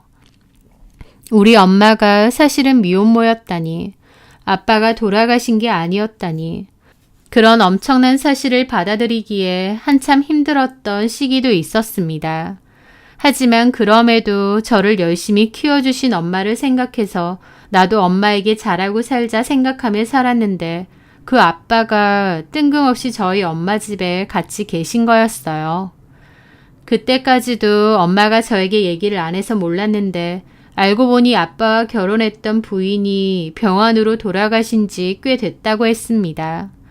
저희 아빠는 본부인을 떠나보내고 시간이 흐른 뒤 저희 엄마를 다시 찾아오신 거였어요. 엄마도 말은 안 해도 평생토록 아빠를 내내 기다렸던 것 같고요. 엄마는 미안하다고 하셨고 저는 제 이혼 사실을 얘기하러 갔다가 엄마의 충격적인 소식을 듣고 제 얘기는 꺼내지도 못하고 돌아왔습니다. 제 상황에 엄마의 상황까지 머릿속이 터질 것처럼 복잡하더라고요. 하지만 엄마의 인생이고 엄마가 바래었던 삶일지도 모른다 생각하니 엄마의 삶을 응원해 드리자는 결론을 내렸습니다. 엄마는 평생토록 저만 보고 사셨어요. 제가 알기론 그 흔한 연애 한 번 한 적이 없으셨습니다. 엄마는 마음속에 아빠에 대한 그리움과 마음을 품고 사셨던 것 같아요. 설령 아빠는 엄마가 아닌 다른 여자분과 결혼을 했을지언정 말이죠. 평생 아빠에 대한 마음을 감추고 사셨는데 이제라도 아빠와 함께 남은 인생을 함께 하시는 것도 나쁘지 않겠다는 생각이 들었습니다. 저는 제 입장을 엄마께 말씀드렸고 엄마 또한 이해해 주어서 고맙다고 하셨어요. 아빠 역시도 자기가 원망스러울 텐데 이렇게 이해해 줘서 너무 고맙다고 하셨습니다. 그러면서 아빠는 저에게 이제라도 아비 노릇을 제대로 해주고 싶다면서 지금 하는 카페를 아빠의 건물로 옮기는 게 어떠냐고 하시더라고요. 저한테 아예 그 건물을 증여해 주고 싶다고 하시면서요. 아빠가 말씀하신 건물은 번화가 10층짜리 건물이었습니다. 그 시세가 얼마인데 제가 그걸 이렇게 받아도 되는 건가 싶더라고요. 하지만 아빠는 그동안 아빠 노릇도 못해서 늘 미안하고 사무쳤다며 아빠도 없이 이렇게 잘 커준 게 너무 고맙다고 하셨습니다. 그러면서 이제부터라도 당신이 가진 걸 아낌없이 해주고 싶다고 하셨죠. 본부인의 자식들도 이 정도는 다 받았다고 하시면서요. 저는 감사히 건물을 받는다고 했습니다. 하지만 지금은 제가 해야 할 일이 있으니 시간을 좀 달라고 했어요. 해야 할 일이 뭐냐고 물으시기에 저는 남편과 제 상황을 다 이야기했고 이야기를 들은 엄마와 아버지는 깜짝 놀라시고 화를 내셨습니다. 특히 아빠가 노발대발 하시는 모습이 어색하기도 했지만 한편으론 아빠가 있다는 게 이런 기분이구나 싶어 조금은 든든하고 뭉클하기도 했습니다. 어쨌든 저는 제가 다 정리하겠다며 걱정 마시라고 했고 남편에게 언제 이야기를 할지 고민했습니다. 그런데 제 고민이 무색하게도 이야기는 남편이 먼저 꺼내더라고요. 남편은 불쑥 낮에 연락이 와서는 저녁을 꼭 같이 하고 싶다고 하더군요. 저는 알겠다고 했고 그날 저녁을 먹는데 남편이 말했습니다. 여보, 사실 나 비밀이 있어. 저는 직감적으로 남편이 외도 사실을 말하려는 건가 싶었습니다. 그래, 뭔데? 그 말에 남편은 중대한 결심이라도 한 듯 한숨을 크게 한번 내쉬더니 말하더군요. 나 사실 좋아하는 사람이 있어. 저는 그 말에 덩달아 한숨이 나왔습니다. 내가 먼저 말을 하게 될 줄 알았는데 이렇게 먼저 고백을 하다니 놀랍기도 하고 황당한 마음도 들었습니다. 알아. 소영 씨랑 그런 관계잖아. 제가 덤덤하게 말하자 남편이 오히려 놀란 듯 눈이 커지더군요. 그리고 잠시 멍하더니 다시 말을 하기 시작했습니다. 알고 있었구나. 그래, 맞아. 나 소영 씨랑 그렇게 됐어. 저는 그때부터 핸드폰 녹음을 켰습니다. 그래, 말 나왔으니 솔직히 얘기해봐. 언제부터야? 미안해. 나도 내가 이럴 줄 몰랐어. 라며 시작한 남편의 얘기는 누가 들어도 개소리였습니다. 제가 임신이 안 돼서 우울한 모습을 보며 본인도 힘들었는데 소영 씨가 위로를 해주더라. 그리고 우울한 제 모습과는 달리 소영 씨가 언제나 밝게 본인을 대하는데 본인도 모르게 마음이 갔고 그러다 선을 넘게 되었다라고요. 그 얘기를 하면서도 언제나처럼 청산유수로 본인도 너무 마음고생이 심했고 자괴감이 심했다. 하지만 나도 어쩔 수 없었다는 식으로 말을 잘도 꾸며냈습니다. 은연중에 임신이 잘 안 되고 예민해진 저를 탓하는 내용도 있었고요. 제가 좀 덜 떨어졌다면 하마터면 나 때문에 남편이 바람을 핀 건가? 라는 생각이 들 정도로 남편은 입을 잘 털어대더군요. 어쨌든 저에게 이렇게 고백을 하는 이유는 소영 씨가 임신을 했다. 내 아이고 책임을 지고 싶다 이거였습니다. 그러면서 저한테는 미안하지만 우리는 인연이 여기까지인 것 같다며 개소리를 줄줄 읊는데 이미 알고 있던 사실이고 저 또한 마음의 준비를 해왔던 일이라 그다지 충격적이진 않았습니다. 하지만 제가 볼 때 남편은 그것 때문만으로 소영 씨와 그런 관계가 될 거란 생각은 안 들었습니다. 사실 남편은 몰랐는데 영업사원으로서 그다지 실적이 좋은 편은 아니었습니다.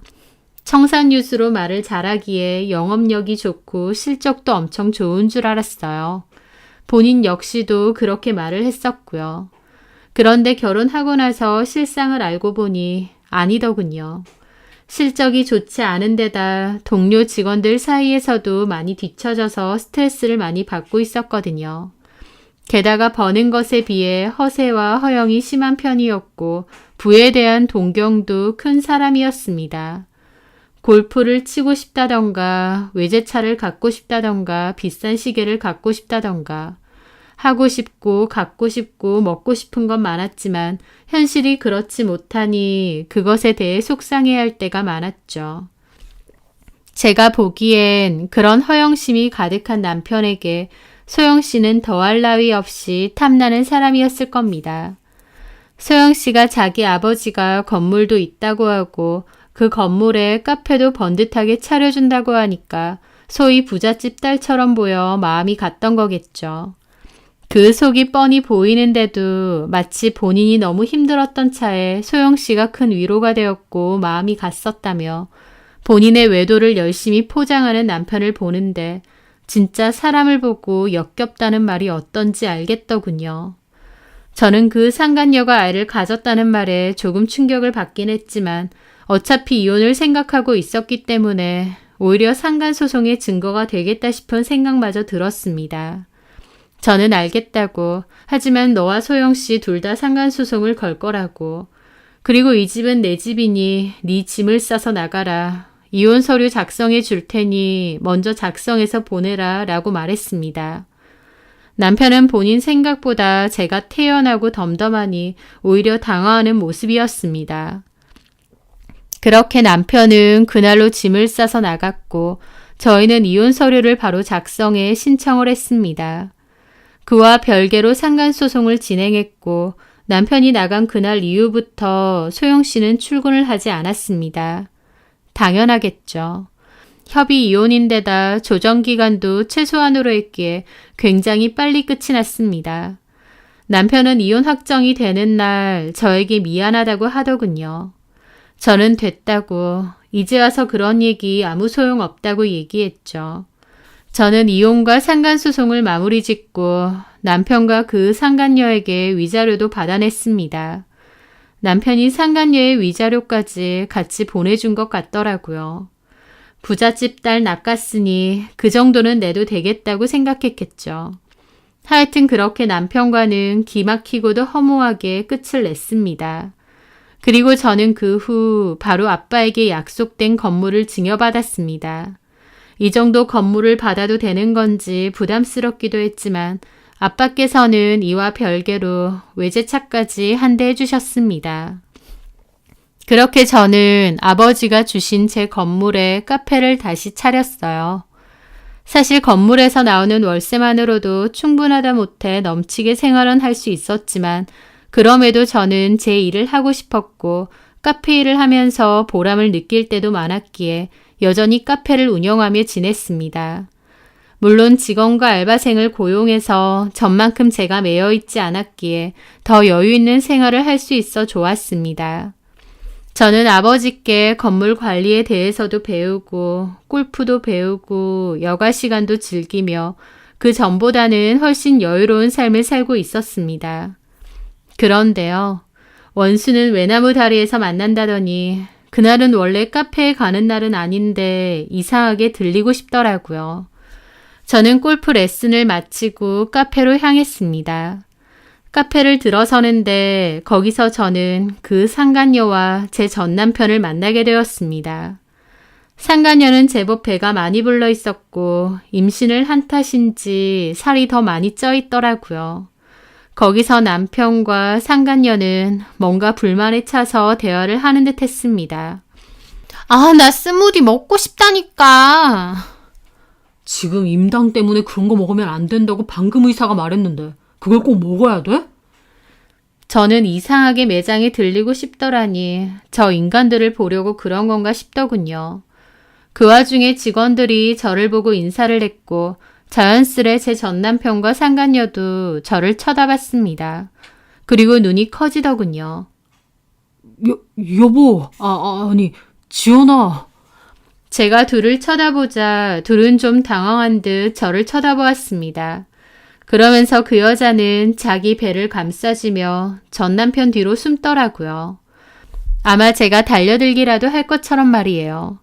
이미 이혼도 했고 남남인데 제가 뭐하러 그러겠나요. 저는 코웃음을 치며 다가가 말했습니다. 여긴 웬일이야? 이 옆 건물 산부인과 다니나 봐. 근데 당신 카페 옮겼어? 원래 하던 곳은 상호가 바뀌었길래 당신이 안 하는 건 알았지만 여기로 옮긴 거였어? 남편이 의아한 듯 물어보는데 저는 심드렁하게 답했습니다. 내 건물에서 하는 게 나도 편할 것 같아서. 그 말에 남편은 눈이 튀어나올 듯 커지더군요. 당신 건물이라니? 그게 무슨 말이야? 그렇게 됐어. 내가 일일이 당신에게 말할 필요 없잖아. 전 남편은 궁금증 가득한 얼굴로 제게 더 물으려다 옆에 상간녀가 신경 쓰였는지 입을 닫더군요. 저는 직원들에게 그냥 지나가다 들렸다며 나중에 마감할 때 다시 오겠다고 하고 뒤돌아 나갔습니다. 그런 와중에도 남편과 그 여자는 저를 계속 쳐다보더군요. 저는 정차해 둔 제 외제차에 올라탔고 남편은 그런 저를 빤히 쳐다보는 느낌이 들었지만 저는 당당하게 그 자리를 벗어났습니다. 그리고 다음 날 제가 근무를 하는 날이라 카페에서 일을 하고 있는데 남편이 찾아왔더라고요. 저하고 얘기를 좀 하고 싶다고요. 뭔 개소리를 하려고 이렇게 왔나 싶었지만 저도 어디 한번 얘기해 보라며 마주 앉았습니다. 그렇게 남편이 하는 소리는 역시나 제가 예상했던 대로 들을 필요도 없는 개소리였습니다. 저와 이혼을 하고 나서 나를 잊을 수가 없었다. 그렇게 나를 버린 것을 후회한다며 본인 혼자 절절하게 얘기를 하는데 진짜 이런 이야기를 들으려고 아까운 시간을 허비하나 싶더군요. 그러면서 본인의 상을 얘기하는데 소영 씨가 건물이 있고 그 건물 1층에 카페를 차릴 거니 뭐니 해서 돈이 좀 많은 줄 알았는데 알고 보니 1층은 상가로 쓰고 2, 3층짜리 다세대 주택인 건물을 아버지가 갖고 계시는 거였다고 했습니다. 그것 또한 건물이긴 하지만 위치도 완전 변두리인데다 알고 보니 대출이 반 이상이라더군요. 게다가 그 대출금마저도 갚기 어려운 상황이라서 다시 팔지 말지 고민 중이라고 했대요. 그 집의 3층에 소영 씨의 부모님이 살고 있고 제 전남편과 소영 씨는 2층의 한 집에서 살라고 했다는 겁니다. 그렇게 처가살이로 사는 와중에도 장모님 장인어른의 간섭이 너무 심하고 카페를 여차저차 차리긴 했지만 주택가 1층 건물의 카페다 보니 겨우 지나가던 동네 사람이나 몇 명 오는 그런 팔이 날리는 카페라고 합니다. 그래서 생활도 어려운 데다 본인은 본가에 생활비를 들여야 되는데 그거 가지고도 현재 와이프인 그 여자와 싸우고 장인 장모도 뭐라고 해서 너무 스트레스라며 죽겠다고 한탄을 해대는 겁니다. 그걸 듣는 저는 이걸 나한테 할 소리인가 싶고 또 나보고 어쩌라는 건가 생각밖에 안 들더군요. 저와 살 때는 제가 남편의 월급 중 어느 정도를 시댁에 드리는 걸 이해했고 제가 버는 걸로도 충분히 두 사람 생활이 가능했으니 문제가 없었죠. 하지만 지금은 그런 상황이 안 되다 보니 너무 힘들다며 우는 소리를 하는데 고소하다 싶을 뿐 다른 생각은 들지도 않았습니다. 그러면서 저는 어떻게 지내냐고 하길래 그냥 건물 관리하면서 이 카페 운영하면서 그렇게 지내지 뭐. 라고 하니 바로 어떻게 이 건물을 갖게 되었는지 어제 그 외제차는 제 거인지 묻더라고요. 속이 너무 훤히 보이는 질문에 저도 그래 어디 약올라 봐라 싶었고 간단하게 제 상황을 이야기했습니다. 저희 엄마의 상황은 자세히 말하고 싶지도 그럴 필요도 못 느꼈기에 그냥 돌아가신 줄 알았는데 아빠가 살아계셨고 그 아버지가 감사하게도 건물이며 참여해 주셨다라고 했습니다. 전 남편은 제 이야기를 들으며 화색을 띠고 얘기를 하더라고요. 진짜 잘 됐다. 당신 아버지 없는 서러움이 있었던 거 내가 잘 아는데 너무 잘 됐어. 라고 말하는데 이 인간이 지금 뭐라는 건가 싶은 생각이 들더군요. 저는 전 남편에게 아버지가 없어 서럽다거나 힘들었다는 말을 한 적이 없습니다. 그런데도 남편이 저렇게 말하는 게 너무 속이 보여서 더 싫어지더라고요. 저는 뭐 때문에 왔는지 모르겠지만 당신하고 나는 분명히 끝났고 이제 여기 오는 건 그만했으면 좋겠다라고 했습니다. 하지만 전 남편은 그래도 우리가 함께했던 시간이 있는데 어떻게 이렇게 매정하게 끝내냐며 멍멍 개소리를 하더군요. 저는 네가 바람 펴서 그 여자 좋다고 이혼하자고 한 거 잊었냐. 다시는 여기 오지도 말고 나한테 연락도 하지 마라. 한 번만 더 연락하거나 찾아오면 바로 신고할 거고 우리 아빠한테도 말씀드릴 거다. 우리 아빠가 소위 어깨들도 아는 사람 많고 너 벼르고 있는데 어디 한번 얘기해 볼까? 했더니 전 남편은 그런 거 아니라며 그냥 오랜만에 만나서 보고 싶었다면서 슬금슬금 내빼더군요. 사실 저희 아버지가 어깨들을 알고 있다는 건 거짓말이지만 그렇게 말이라도 하지 않으면 계속 찾아오고 추근덕 될 것 같아서 한 말이었습니다. 그렇게 전 남편을 쫓아보내고 저는 상간녀인 그 여자에게 톡을 보냈습니다. 니네 남편이 찾아와서는 너랑 사는 게 힘드니 뭐니 우는 소리 하는데 우리 카페에 다시는 오지 않게 해달라. 너네 부부 이야기는 너네 부부끼리 알아서 하라고 했습니다. 그 여자는 읽고서는 답이 없더라고요. 아마 전 남편은 그 여자와 그 여자 부모에게 들들 볶이고 있겠죠. 저는 현재 제 삶에 만족하며 지내고 있습니다. 경제적으로도 여유 있고 생활면에서도 제가 하고 싶은 취미 생활하며 즐겁게 보내고 있습니다. 남편이 저를 배신하지 않았더라면 아마 저와 같이 이 생활을 누리며 살 수 있었겠죠. 하지만 남편은 따지고 재다가 지발로 복을 차버렸으니 어쩌겠나요. 제 입장에선 남편이 일찌감치 그런 사람인 걸 알고 헤어진 걸 다행으로 생각해야겠죠. 제대로 똥차였던 전 남편을 잘 정리했으니 앞으로의 제 삶에 집중하고 살고 싶습니다. 제 사연 들어주셔서 감사합니다.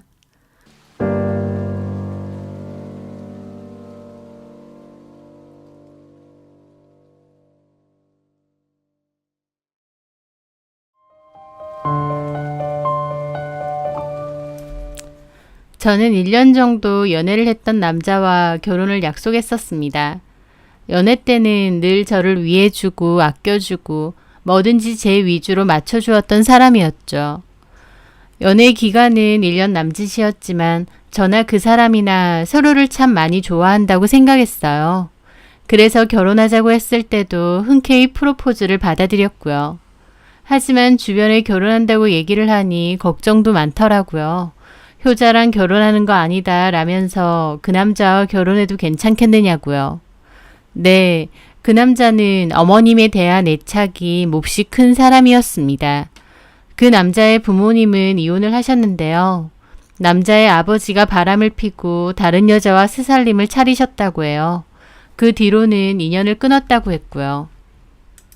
그 일로 어머님은 굉장히 힘들어했고 우울증까지 앓았다고 했습니다.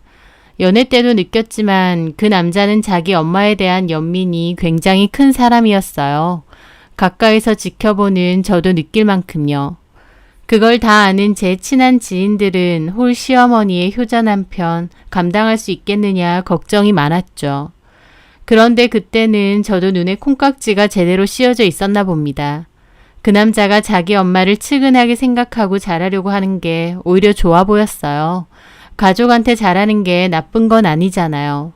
엄마 등골이나 빼먹고 나 몰라라 하는 것도 아니고 오히려 자기 가족 잘 챙기고 신경 쓰고 잘 하려는 모습이 더 좋아 보였습니다. 지금은 어머님이지만 저랑도 가족이 되면 저한테도 그렇게 잘할 거라 생각했으니까요. 그래서 제가 결혼을 선택함에 있어서 남편과 어머님 사이가 일반적인 모자지간보다 각별하다는 건 큰 문제가 되지 않았습니다. 또 같은 여자로서 어머님이 안 됐기도 했어요. 아버님이 결혼 생활 내내 바람을 피다 결국 새살림 차려서 나간 거라고 했거든요. 그 과정에서 어머님은 얼마나 심적으로 고통을 당하셨을지 안타까웠고 저도 며느리로서 잘하고 싶은 마음도 컸습니다. 그렇게 결혼 이야기가 오가며 어머님도 두어 번 만나 뵀어요. 하지만 그때만 해도 특별히 이상하다던가 불편하다는 느낌은 없었습니다. 저한테도 잘해주시고요.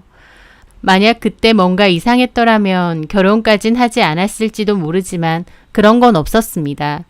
그렇게 그 남자와 결혼을 했고 그 남자는 제 남편이 되었죠. 그런데 결혼을 하고 보니까 그제서야 어머님과 남편의 관계가 저한테는 굉장히 불편한 감정을 느끼게 한다는 걸 깨닫게 되었습니다. 일반적인 홀 시어머니와 효자아들 정도의 느낌이 아니라 다른 사람은 비집고 들어갈 수 없는 자기들만의 세계가 있었다고나 할까요? 어머님은 저희 신혼집과 15분 거리에 사셨는데요. 가까이 사시기도 했고 왕래도 몹시 많았습니다. 일주일에 저녁 드시러 3번은 더 오시는 듯 했고 저희도 종종 갔어요. 아들도 결혼을 했고 새로운 가정을 꾸린 건데 어머님은 결혼 전과 마찬가지로 몹시 자주 저희 남편을 보려고 하시는 것 같았어요. 그리고 그건 저희 남편도 마찬가지였습니다. 어머님이 부르시면 언제든지 달려갔거든요. 어머님께 잘하려고 하는 건 결혼 전부터 알고 있었기에 괜찮았어요. 다만 문제는 어머님한테만 잘하려고 하는 거였죠. 두 사람 다 저를 따돌리는 듯한 느낌을 받기 시작하면서 갈등은 시작되었습니다. 남편은 결혼하고 나니 연애 때와는 사뭇 달랐습니다. 마트든 산책이든 제가 나가자고 하면 귀찮아하고 피곤해했죠. 연애 때야 데이트한다고 밖에서 만나니까 몰랐는데 같이 살면서 보니 외출하는 걸 몹시 귀찮아하는 사람이더군요. 근데 어머님이 가자고 하면 달랐습니다. 어머님이 부르면 남편은 언제든지 달려갔어요. 5분 대기조처럼요. 마트도 산책도 밥집도 어머님이 가자고 하면 실은 내색 없이 바로 갔죠. 한 번은 그런 적도 있었어요. 제가 급성 장염에 걸려 설사하고 복통으로 힘겨워할 때였습니다. 처음에는 그냥 배탈이 났나 싶은데 갈수록 너무 배가 아프고 안 좋더라고요. 그래서 밤에 남편에게 병원을 좀 데려가 달라는데 남편이 자기도 3교대 하고 와서 너무 피곤해 죽겠다고 택시 타고 가라는 겁니다. 어디 놀러 가자는 것도 아니고 아내가 배가 아파서 병원 좀 가자는데 아픈 것보다 서러움이 밀려오더라고요. 결혼한 지 뭐 얼마나 됐다고 벌써 이렇게 나를 찬밥 취급하나 싶고요. 제가 너무한다고 그러니까 그런 걸로 안 죽는다며 택시 잡으면 바로 앞에 오니까 타고 가라고 했습니다. 저는 정말 서러웠죠. 그 일로 한동안 남편과는 말도 안 할 정도로요. 그런데요. 어머님이 병원 가자고 하면 아예 달랐어요. 남편은 회사 반차까지 쓰면서 무조건 따라갑니다. 그냥 간단한 진료 보는 것도요. 제 입장에선 너무 서운할 수밖에 없잖아요. 그래서 남편에게 서운하다고 따지니까 남편은 오히려 저보고 인정머리 없다고 뭐라고 하더라고요.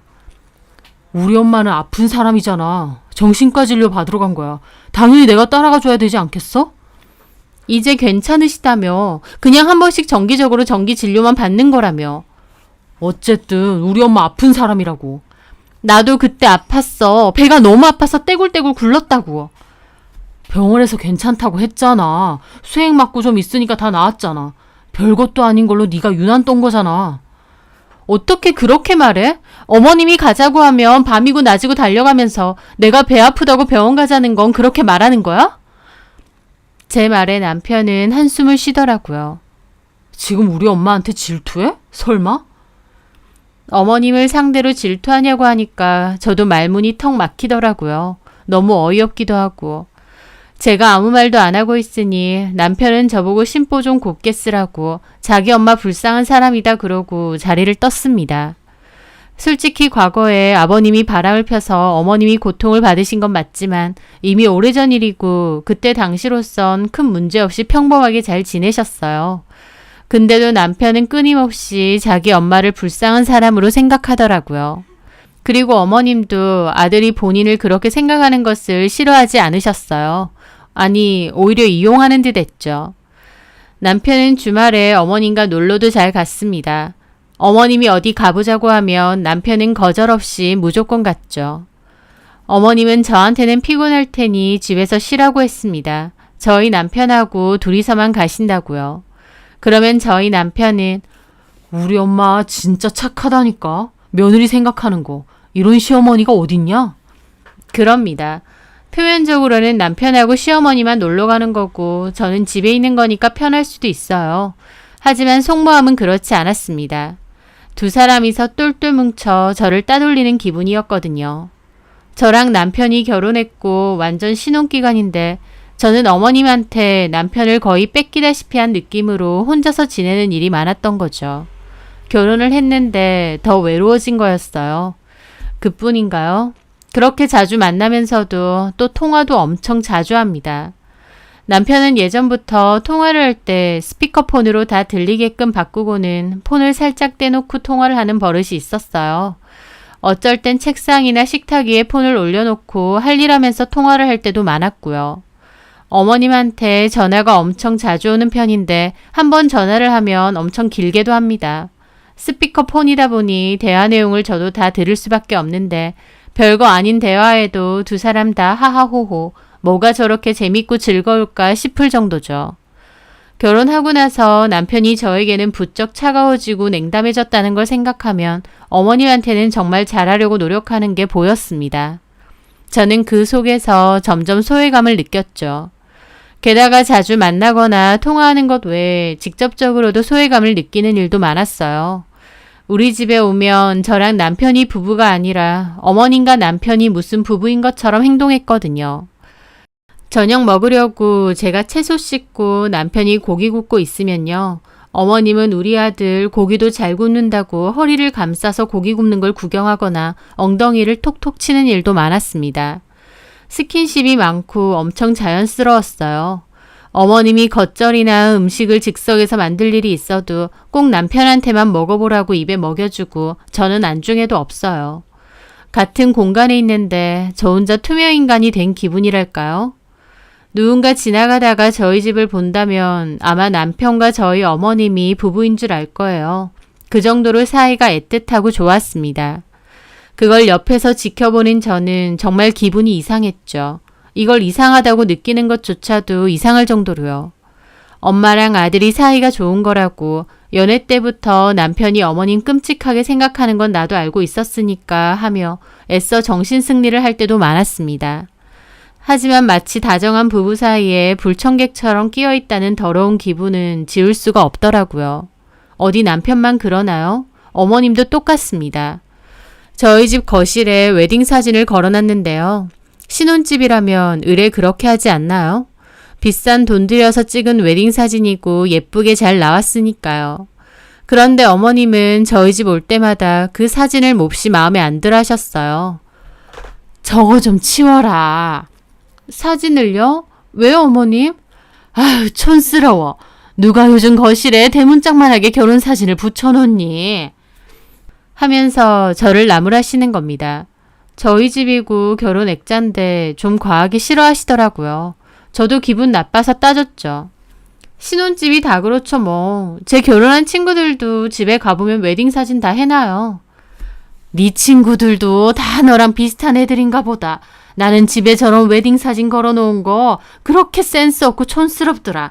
아유, 저게 뭐야. 차라리 예쁜 풍경화 같은 그림을 걸어놓든가. 그리고 어머님은 그 뒤에 정말 그림도 하나 사오셨어요. 그 그림은 제 취향도 아니었고 제가 왜 굳이 웨딩 사진을 떼고 그 그림을 걸어야 되는지 모르겠더라고요.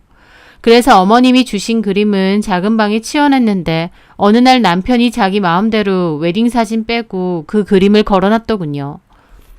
이게 뭐야? 웨딩 사진은? 방에 치워놨는데? 왜? 엄마 말대로 좀 촌스럽긴 해. 저 그림 해놓으니까 훨씬 화사하고 예쁘잖아. 기가 막히더라고요. 집안일은 전부 어머님하고만 상의하고 제가 싫다고 해도 어머님이 하겠다고 하면 그냥 해버립니다. 웨딩 사진만 그런가요? 저희 집 이불이며 식기들 다 촌스럽다 센스 없다며 입을 대셨습니다. 한 번은요. 저희 공청기를 새로 샀는데 남편이 골랐거든요. 색깔이 진한 남색이었는데 그거 보고 어머님이 저를 나무라시더군요. 골라도 이런 걸 고르냐고 칙칙하다면서 이게 집이랑 어울리냐고 그러시는 겁니다. 그래서 제가 남편이 고른 건데요 하니까 갑자기 말을 바꾸면서 공청기 자체는 예쁜데 집 인테리어가 이상하니까 안 어울린다 그러시더군요. 집 인테리어는 제가 했다 보니 기어코 제 욕을 하고 싶으신 거였죠. 그런 부분들이 다 너무 스트레스였습니다. 제가 친구들에게 이런 고민을 털어놓으니 친구들이 그러대요. 너네 어머님은 너를 며느리가 아니라 첩으로 생각하는 것 같다고요. 저도 징그럽다고 무슨 그런 소리를 하냐고 펄쩍 뛰었지만 가만 생각해보니 틀린 말도 아니었습니다. 남편은 어머님만 신경 쓰고 잘하려고 하고 어머님은 본처 같은 모습으로 거들먹거리면서 제 흉을 자꾸 보고 남편 앞에서 자꾸만 저를 깎아내려고 하시고 그 속에서 저는 이게 뭔가 싶더라고요. 이러려고 한 결혼은 아니었는데요. 이 기분은 진짜 당해본 사람만 알 겁니다. 속에서 뭔가가 계속 꾹꾹 차다가 결국 터놓고 남편에게 말했어요. 그랬더니 남편이 저보고 이상한 데서 질투가 심하고 예민하다며 왜 자기랑 엄마를 이상하게 보느냐며 펄쩍 뛰더라고요. 그리고 한다는 소리가 우리 엄마 불쌍한 사람이야. 근데 그따위 이상한 취급하면서 우리 엄마 건들지 마. 나 아무리 자기라도 가만 안 있어. 이러는 겁니다. 자기 엄마 건들지 말래요. 저 그 말 듣는데 머리가 띵하더라고요. 남편이 이렇게 유난스러운 효자인지도 몰랐고 또 어머님도 남편한테 이렇게까지 집착하는지 몰랐어요. 두 사람은 모자관계 이상의 어떤 느낌이 있었고 저는 그 집에서 이방인 같은 느낌을 받았습니다. 정말 더러운 기분이었죠. 남편이 만약 바람을 피는 거라면 푸닥거리하고 난리나 칠 수 있죠. 이건 그렇게 할 수도 없으니 더 사람 미칠 지경입니다. 남들이 보면 그저 효자 아들이고 사이좋은 모자관계일 뿐이거든요. 그 속에서 저만 환장할 것 같은 기분이었죠. 아직 애도 없고 결혼한 지 얼마 안 됐으니까 차라리 빨리 갈라서야 되는 게 아닌가 심각하게 고민을 했습니다. 그러다가 결정적인 일이 하나 있었어요. 그날 저는 야근을 해야 돼서 남편에게 전화를 걸었어요. 남편은 역시나 스피커폰으로 통화를 하는지 주변 소음이 다 들리더군요. 제가 일이 밀려서 야근을 해야 될 것 같다고 했고 남편도 알겠다고 어차피 엄마 와 있다고 하더라고요. 또 오셨구나 생각하며 알겠다고 말하고 끊으려고 했습니다. 그런데 전화를 끊는다던 남편은 실수로 통화 종료 버튼을 안 누른 것 같더라고요. 여전히 주변 소음이 다 들렸거든요. 그래서 제가 끊으려는데 갑자기 남편과 어머님의 대화가 들렸습니다. 또렷하게 들린 건 아니지만 얼핏 대강의 대화 내용은 다 들리더라고요. 저 없을 때 두 사람이 무슨 대화를 할까 싶어서 저도 전화를 끊지 않고 그 대화를 듣게 되었죠. 뭐래? 야근한다고 늦는데. 어머 그래? 아유 잘됐다. 그러면 우리 한우 사다가 먹을까? 아까 지나가다 보니 요 앞에 고깃집에서 할인하던데. 아 그래? 좋지. 너 소고기 좋아하잖아. 아까 사올까 하다가 솔직히 영주 개는 주기 아까워서 안 샀거든. 안 온다니까 잘 됐네. 사올 테니까 너 실컷 먹어. 좋지. 내가 사올게 엄마. 아휴 됐어. 너는 쉬고 있어. 엄마가 사오면 되니까. 차돌박이도 사다가 된장찌개도 끓여줘야겠다. 아 맛있지. 우리 엄마 된장찌개. 영주 개는 이런 거 안 해주니? 걔 할 줄 아는 거 아무것도 없어. 그럴 것 같더라. 아휴, 뭐 하나 제대로 하는 게 없어. 네가 좋다고 하니까 내가 결혼 허락은 했다만 걔는 뭐가 그렇게 쓸만한 구석이 없니? 센스도 없고 눈치도 없고. 말이 나와서 말인데 너는 뭘 보고 그런 애를 좋아한 거야? 착하잖아. 그거 하나 보고. 솔직히 내가 봐도 딴 건 그저 그래. 착한 건 맞고 그냥 눈치 없이 맹한 거 아니고? 착해. 뭐 눈치 없는 것도 맞긴 한데 사실 어떻게 보면 눈치 없는 게 좋아. 눈치 빠르고 그랬어 봐. 내가 이 집 담보로 엄마한테 돈 빌려주고 그런 것도 다 눈치 까고 얼마나 난리를 칠 거야. 하긴 둔탱이가 낫다. 너무 여시 같은 게 우리 아들 쥐고 흔들려고 하면 내가 그 꼴은 또 못 보지. 어디 감히 우리 아들을. 저 그 대화 듣는데 입이 떡 벌어졌습니다. 대놓고 저를 맹하고 눈치 없다고 뒷담하는 것도 그렇지만 그 집을 담보로 어머님한테 돈까지 빌려줬다는 건 처음 들었어요. 어떻게 그런 일을 저한테 아무런 상의도 없이 마음대로, 아니 저 몰래 할 수 있나요? 진짜 뭐 이런 사람들이 다 있나 싶고 배신감에 기가 막히더라고요. 그 길로 전화를 끊었고 확신이 들었습니다. 아, 더 이상은 못 살겠다. 이 사람하고는 더 늦기 전에 이혼해야겠구나 라는 확신이요. 저는 그렇게 그 통화 내용을 듣고 남편과 헤어질 결심을 한 거였죠. 회사 일이 밀려 있었지만 그대로 퇴근을 하고 집으로 갔습니다. 어머님과 남편은 자기들끼리 고기 구워 먹으려다 제가 들어오니까 화들짝 놀라더라고요. 그러면서 저한테는 주기 아까운지 고기를 살짝 가리는 거예요. 그 와중에 참 먹는 걸로도 더럽고 치사하다 싶었습니다. 저럴 거면 그냥 둘이 살지 굳이 나하고 결혼을 왜 했을까 싶기도 하고요. 늦게 온데 놓고 왜 지금 와? 네 거 없는데 어떻게 나가서 좀 사올래? 저는 너무 치사하고 어이없어서 코웃음이 나왔습니다. 필요 없습니다. 두 분이서 실컷 드세요. 자기가 늦게 온다고 했잖아. 누가 뭐래? 너는 네가 늦게 들어온다고 해놓고 왜 남편한테 삐딱선이야. 그럴 거면 나와서 사와, 네 거. 네 거, 내 거. 이미 이혼을 하겠다 결심했지만 참 끝까지 치사스럽더라고요. 안 먹는다니까요. 됐고 말 나온 김에 그냥 얘기할게요. 우리 이혼하자. 제가 난데없이 이혼 얘기를 하니까 남편과 어머님 둘 다 깜짝 놀라더라고요. 뭐? 이혼? 갑자기? 아까 통화할 때 전화 안 끊었더라? 당신이랑 어머님이랑 하는 대화 내용 다 들었어. 내 욕하는 거부터 이 집 담보로 대출받아서 어머님 빌려드렸다는 얘기까지. 제 말에 남편도 당황하더라고요. 그게 도대체 나는 이 집에서 뭐야? 이럴 거면 왜 결혼한 거야? 나 이해가 안 돼. 제가 따지니까 어머님도 저한테 따지시더군요. 그래, 너 없는 자리에서 네 얘기한 건 미안하다. 근데 뭐 대단한 욕을 한 것도 아니고 그 정도 얘기도 못하니? 그리고 고작 6개월 살고 이혼하자는 거야? 저는 코웃음 쳤습니다. 왜 이러세요, 어머님? 어머님이 원하시는 거잖아요. 아들 다시 돌려받고 싶어 하신 거 아닌가요? 원하시는 대로 해드릴게요. 이혼하고 빠져줄 테니까 어머님 아들 끼고 사세요. 당신도 그렇게 눈물나게 아까운 엄마 잘 모시고 그러고 살아. 난 빠져줄게. 뭔 소리 하는 거야? 혼자 이상하게 생각하고 이혼까지 하자고 하고. 나 이상한 사람으로 몰아가지 마. 그럼 이게 정상이야? 결혼하고 주구장창 어머님하고 시간 보내고 통화하고 어머님은 하루 걸러 집에 드나들고 진짜 중요한 얘기는 나한테 꺼내지도 않지. 내가 진짜 당신 아내는 맞아? 네 남편이기 전에 내 아들이다. 네, 그러세요. 원하시는 대로 그 귀한 아들 고이 반품해 드릴게요. 그러니까 많이 끼고 사세요. 저는 남편에게도 말했습니다. 너 괜한 여자 또 만나서 결혼하겠느니 어쩌느니 하지 말고 불쌍하다 생각하는 너네 엄마 모시고 천년만년 살아. 뭐? 너네 엄마? 말 다 했냐? 그래, 너네 엄마지 우리 엄마니? 이 집 내가 반 해온 거 알지? 너네 엄마 돈 빌려준 건 알아서 하고 내가 이 집 살 때 해온 돈 똑바로 재산 분할해서 빨리 끝내자. 눈치 없이 내가 이제 빠져줘서 미안하네. 두 사람이서 알콩달콩 살아야 되는데. 그렇지? 하루라도 빨리 끝내자. 두 사람 보는 것도 싫으니까. 저는 그렇게 말하고 방으로 들어갔습니다. 밖에서는 어머님이나 남편이나 난리가 났죠. 저는 그냥 다 무시하고 이어폰 끼고 유튜브나 봤고요. 속에 꾹꾹 눌러왔던 얘기하고 나니 속이 다 시원하더라고요. 그 뒤로 남편과 이혼에 관해 다시 얘기를 했습니다. 남편은 처음에는 이혼에 관해 다시 생각해보자고 하더니 하루는 어머님에게 무슨 얘기를 듣고 왔는지 좋다고 이혼하자고 하더라고요. 아마 어머님이 이혼해 버리라고 하셨겠죠. 남편은 그러면서 한다는 소리가 나 새 여자 만날 거야. 우리 엄마도 잘 모시고 살 수 있는 그런 여자. 그러길래 저는 코웃음 치고 네 마음대로 하라고 했습니다. 그러고 살든지 말든지 이제는 제 할 바 아니니까요.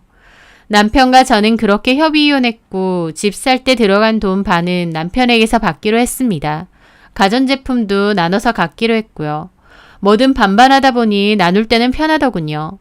제가 갖기로 한 신혼가전은 중고매장에 다 팔아버렸죠. 그렇게 그 남자와 짧은 결혼 생활을 끝으로 헤어졌는데 희한하게도 이혼을 한 건데도 가슴이 아프거나 힘들기는커녕 너무 속 시원한 겁니다. 자기 엄마는 불쌍한 사람이라고 연부르면서 정작 저는 불쌍하게 만들어도 되나요? 더 늦기 전에 그 미친 모자가 있는 집에서 탈출해서 다행이다 싶더라고요. 그 후 어떻게 됐느냐고요? 남편은 자기 엄마 잘 모실 수 있는 새 여자 만나 재혼한다고 했는데 제가 알기론 아직도 혼자 살고 있습니다. 전 남편이 재혼을 안 한 이유는 그 남자 문제일 수도 있고 또 어쩌면 그 어머님이 못하게 막는 걸 수도 있겠죠. 저는 재혼을 했고요. 남자 쪽은 초혼이었어요. 결혼해서 잘 살고 있고 시부모님도 니들끼리 알아서 잘 살아라 라는 주의십니다. 여자든 남자든 자기 부모님을 지나치게 불쌍해하는 사람하고는 결혼 안 하는 게 좋다는 말도 있던데 그게 뭔 말인지 너무 잘 알겠더라고요. 결혼을 했고 새로운 가정을 꾸렸으면 정신적인 독립부터 하는 게 맞는 것 같습니다. 하지만 전 남편이나 전 시어머니 둘 다 서로에게서 정신적 독립을 못한 것 같습니다. 어머님은 과거 본인 남편과의 사이가 안 좋아서 아들을 남편 대신 생각하는 것 같고 전 남편도 밖으로만 도는 아버지 때문에 엄마가 너무 불쌍하다는 생각에 사로잡혀 있는 것 같아요. 그래서 결론적으로 자기 엄마한테서 정신적으로 독립도 못한 반푼이가 된 것 같습니다. 결혼했으면 남편도 새 가정이 우선순위가 돼야 하는데 애초에 남편이나 어머님이나 둘 다 그럴 생각이 없었던 것 같아요. 적당히 아내이자 며느리 해줄 들러리나 하나 세우고 자기들은 계속 그렇게 징그러운 부부놀이나 하며 살 생각이 아니었나 싶습니다. 어쨌든 저는 하루빨리 남편놈 시원하게 어머님한테 돌려줬지만요. 그 후 지금 남편과 잘 살고 있습니다. 제가 생각했던 서로를 위하고 행복한 결혼 생활을 이제야 하고 있는 것 같네요. 서로가 서로를 너무 불쌍하고 안타깝게 생각했던 전 남편과 전 시모, 뭐가 이상한지도 몰랐던 그 사람들. 앞으로도 자기들끼리 그러고 지지고 볶고 살았으면 합니다. 엄한 여자 인생까지 망치려 들지 말고요. 제 사연 들어주셔서 감사합니다.